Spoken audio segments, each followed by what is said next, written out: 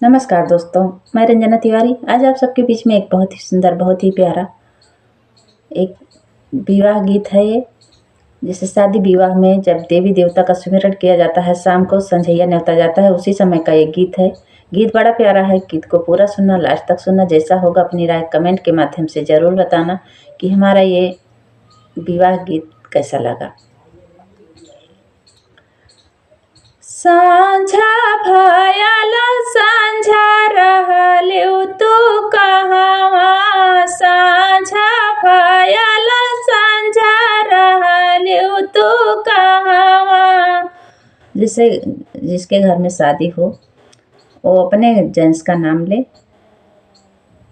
जो लोग गाएं अपने अपने घर में अपने अपने जेंट्स का नाम ले।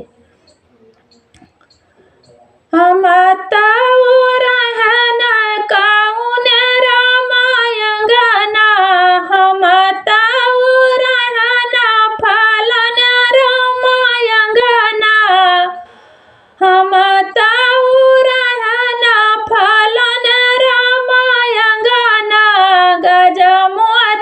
चौका बुराई उनके अंगना मानी कई दिया ना जलाई उनके अंगना।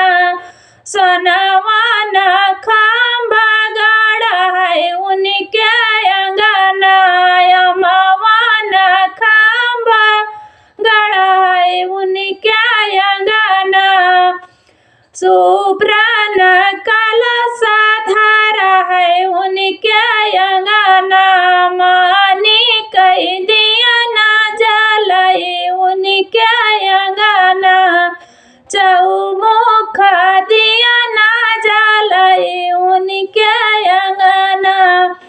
पढ़ला पंडितवा बैठ उनके अंगना, पढ़ला पंडितवा बैठ उनके अंगना। पथिया पुराण धरा है उनके अंगना, पथिया पुराण धरा है उनके अंगना। चनन पिढ़ाई धरा है उनके अंगना, दुल्हीन दुल्हा बैठ उनके अंगना, दुल्हीन दुल्हा बैठ उनके अंगना। मंगल चार हुई उनके अंगना, मंगल चार हुई उनके अंगना। आर पूरी पकवान छाँदई उनके अंगना, सौ महिमान जुटल उनके अंगना। पूरी पकवान छाँदल उनके अंगना, सौ महिमान जुटल उनके अंगना। साँझा भयल साँझा रहलिउ तू कहवा, साँझा भयल साँझा रहलिउ तू कहवा।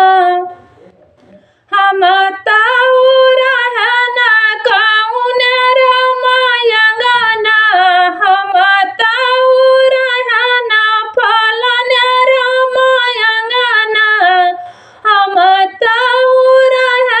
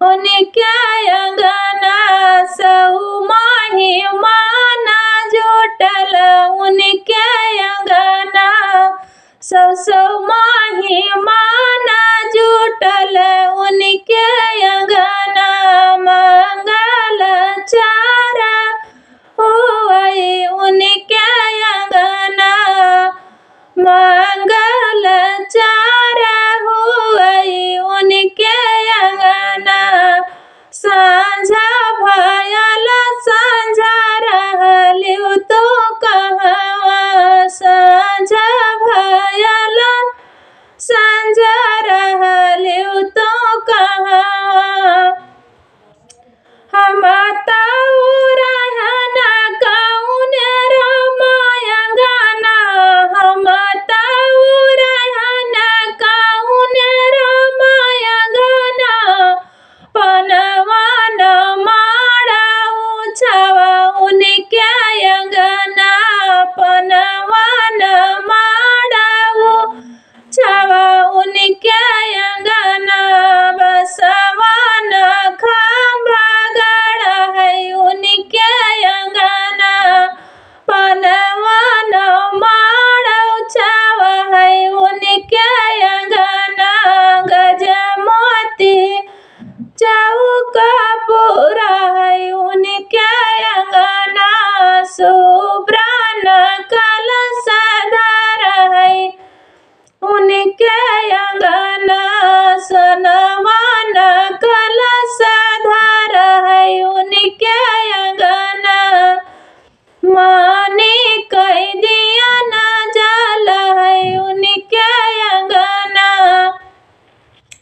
दुल्हीन दुल्हा बैठ उनके अंगना दुल्हीन दुल्हा बैठ उनके अंगना मंगल चारा हुए उनके अंगना पूरी पकवाना चंदल उनके अंगना पूरी पकवाना चंदल उनके अंगना सऊ माही मान जुटल उनके अंगना सौ माही मान जुटल उनके अंगना।